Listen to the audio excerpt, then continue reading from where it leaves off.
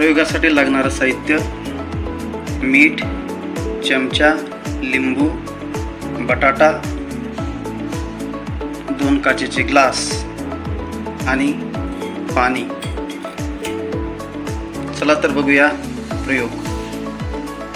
सुरुवातीला एका ग्लासमध्ये नॉर्मल पाणी घेऊया.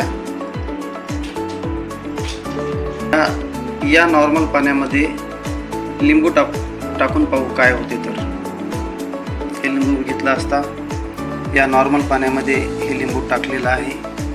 बघा, याचं निरीक्षण केलं असता लिंबू या ठिकाणी आपल्याला बुडलेलं दिसते. दुसऱ्या ग्लासमध्ये सुरुवातीला साधं पाणी घेऊया.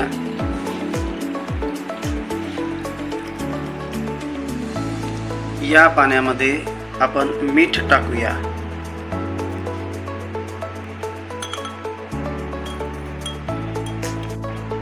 मीठ पूर्णपणे या ठिकाणी विरघळून घ्यायचं आहे. मीठ टाकलेल्या ग्लासमधील पाण्यामध्ये आपण या ठिकाणी हा चिनी बटाटा टाकून पाहू काय होते. तर या ठिकाणी निरीक्षण करा. बघा, हा बटाटा मीठ टाकलेल्या पाण्यामध्ये तरंगताना या ठिकाणी आपल्याला दिसतो. तो बुडत नाही. तर तो का बुडत नाही, तो का तरंगतो, याच्या पाठीमागचं वैज्ञानिक कारण जाणून घ्यायचं असेल तर व्हिडिओ पूर्णपणे पहा.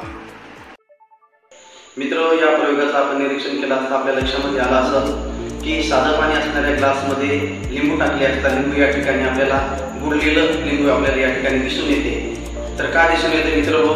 साध्या पाण्याची घनता आणि लिंबाची घनता याचा विचार जर केला तर density of lemon is greater than normal water. या ठिकाणी लिंबाची घनता साध्या पाण्यापेक्षा जास्त असते. त्यामुळे या साध्या पाण्यामध्ये लिंबू आपल्याला बुडलेलं या ठिकाणी दिसते. जर आपण दुसऱ्या ग्लासचा जर या ठिकाणी विचार केला, त्याचं निरीक्षण जर काळजीपूर्वक केलं तर साध्या नॉर्मल वॉटरमध्ये आपण या ठिकाणी मीठ टाकलेलं आहे आणि या मीठ टाकल्यामुळे त्या साध्या पाण्याची डेन्सिटी इन्क्रीज झाली, त्याची घनता वाढली. The density of the salty water is greater than the potato. मीठ असलेल्या पाण्याची घनता ही त्या आलूपेक्षा जास्त असते.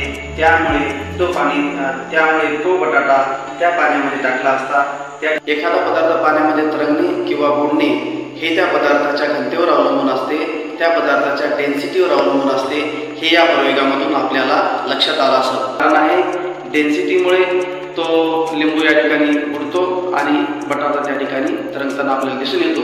मित्र हो, मी तुमच्यासाठी नवीन सोपे प्रयोग या ठिकाणी घेऊन येत आहे. माझ्या या प्रयोगाला लाईक करा, शेअर करा